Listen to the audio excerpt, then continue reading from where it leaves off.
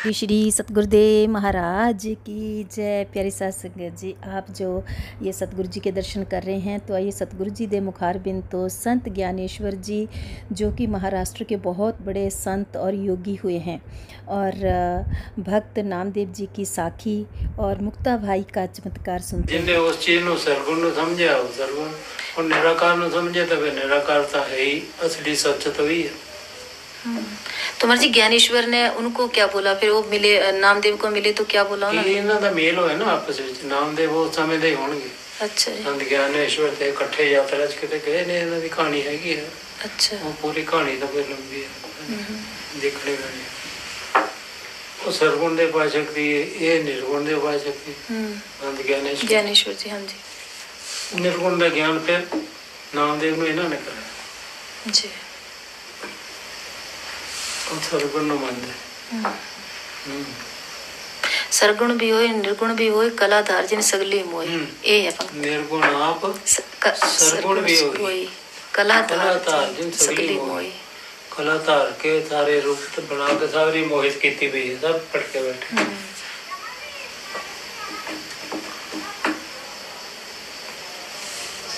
नामदेव सरगुण दा सी ना, ये जिते किथे की सी कहानी इन्हां दी।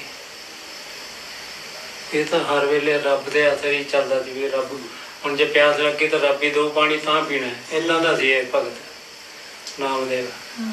भुख लगी तो रोटी देगा रब तां ही खाऊंगा, फिर रब दे नहीं रब देगा तो खाना। इदां दा सी भगत है। कदम च लिखी किते जां किते होर आंदी होनी है सी। कहने माता दे असी दुनिया च रहना, व्यवहार करना है। नामदेव तो नहीं बन सकते, पर नामदेव वाली स्थिति लिया के उस तरह व्यवहार करने की कोशिश तो कर सकते हैं। वो स्थिति होनी औखी होंगी है ना, हरेक तो उसके उत्ते तक पहुंच नहीं पाता। जरा पहुंच जाएगा तो फिर समझ ही जाएगा।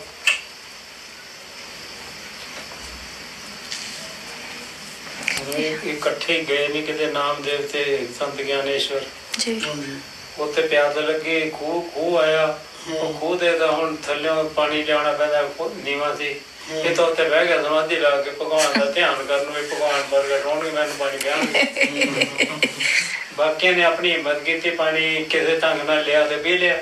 ये बैठा भगवान दा ध्यान करके, भगवान दा भगवान की करना, भगवान तो करना ही पैंदा भगत लई। उन्हें खूह ऊपर तक पानी भर दिता, फिर इन्हें पीता। कमाल है। और सबसे ज्यादा बार नामदेव को दर्शन दिए थे भगवान ने, फिर 72 बार। फिर इन्होंने कीता ना, फिर तू ये किहड़े भगवान नूं क्यों तंग करदा? पानी नहीं पी सकदा, थल्ले उधर डुल्लू लटका दे पानी पी लै। तो भगवान नूं लेथा लिया के भगवान पानी लियावे तेरे लिए कट्टे होण। इन्होंने कुछ संत ज्ञानेश्वर जी इन्होंने निर्गुण का ज्ञान दिता ना। अच्छा जी। संत ज्ञानेश्वर ने उन्होंने निर्गुण का ज्ञान दिता। उत्थे इदां दी गल्लां कुछ जिन्हां दी आपां पढ़ रहे हैं, जिन्हां दा आपां ग्रंथ पढ़ रहे हैं। हां ठीक है। हां, ये संत ज्ञानेश्वर ये बड़े ऊंचे सी ना, ये जी। ये निर्गुण निराकार नूं मनदे सी, ते योगी भी सीगे। ये की नहीं कर सकते, सब कुछ कर लेंगे।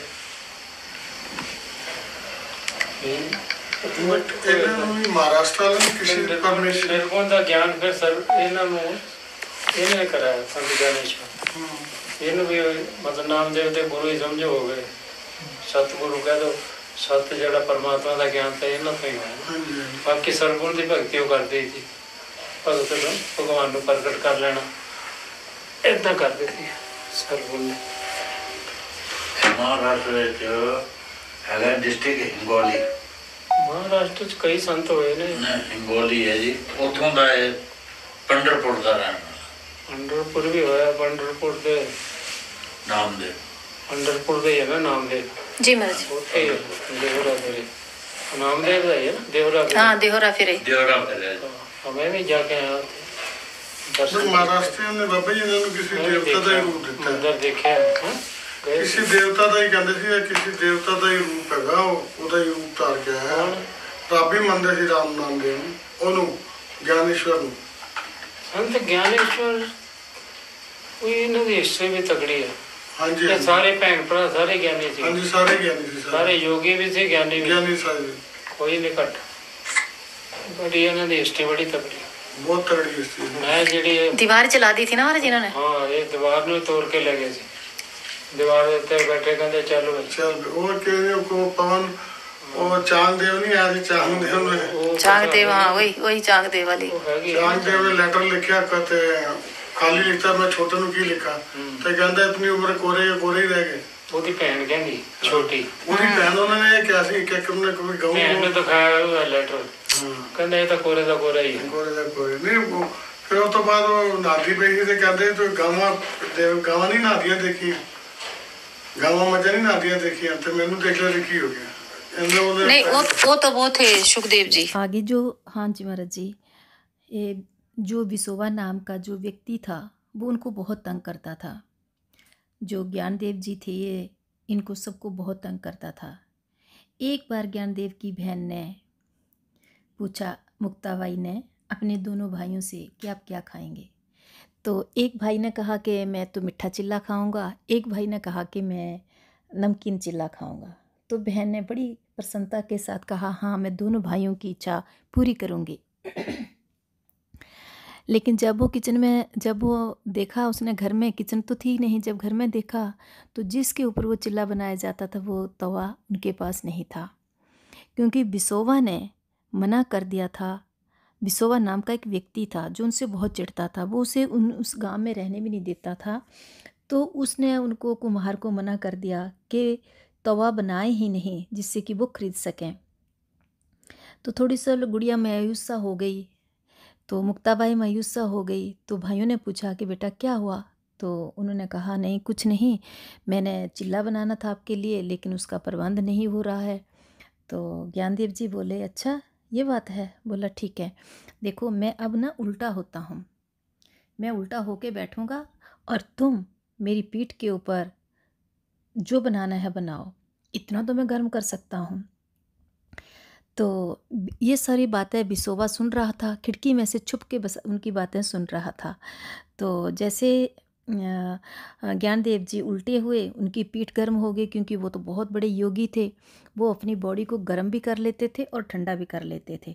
तो जब वो उल्टे हुए तो उनकी बॉडी पर वो अपना मटेरियल लेके वो बनाने चिल्ले बनाए। देखा तो बॉडी उनकी गर्म थी, हीट पूरी हीट थी जितनी उनको चाहिए थी। तो मीठे चिल्ले भी बनाए, नमकीन चिल्ले भी बनाए और दोनों भाइयों को खिलाए, खुद भी खाए। तो इतने में बिसोवा जो था वो हैरान हो गया और खिड़की में से कूद करके सामने आया, नतमस्तक हो गया सबके लिए। कहते कि अच्छा ऐसा भी होता है। तो उन्होंने कहा कोई नहीं, आप भोजन कीजिए। उसको जो बिसोवा नाम का व्यक्ति था उनको भी भोजन करवाया, खुद भी भोजन करा। तो प्यारी साध संगत जी, योगियों के अंदर इतनी शक्तियाँ होती हैं कि वो कुछ भी कर लेते हैं। और वो छोटी सा मुक्ताबाई जो थी, मतलब घर के जितने व्यक्ति थे 4 के 4 सबके सब योगी और साथ योग के साथ साथ ज्ञान प्रदान भी थे। जिस तरह गीता जी हैं वैसे ही उन्होंने गीता ज्ञानेश्वरी लिखी है, बहुत हिंदी भाषा में, सरल भाषा में। और गुरु की उपमा, जो सचमुच गुरु के अंदर जो बातें होती हैं, गुण होते हैं गुरु के अंदर, वो भरपूर उस ग्रंथ में, गीता ज्ञानेश्वरी में कूट कूट करके उन्होंने भरे हैं। पूरा अपना अनुभव, एक्सपीरियंस पूरा उन्होंने लिखा है जो उसमें था, होता है एक ब्रह्म ज्ञानी सतगुरु के अंदर। सो प्यारी साध संगत जी, बोलिए श्री सतगुरुदेव महाराज की जय। इस वीडियो को ज़रूर देखना।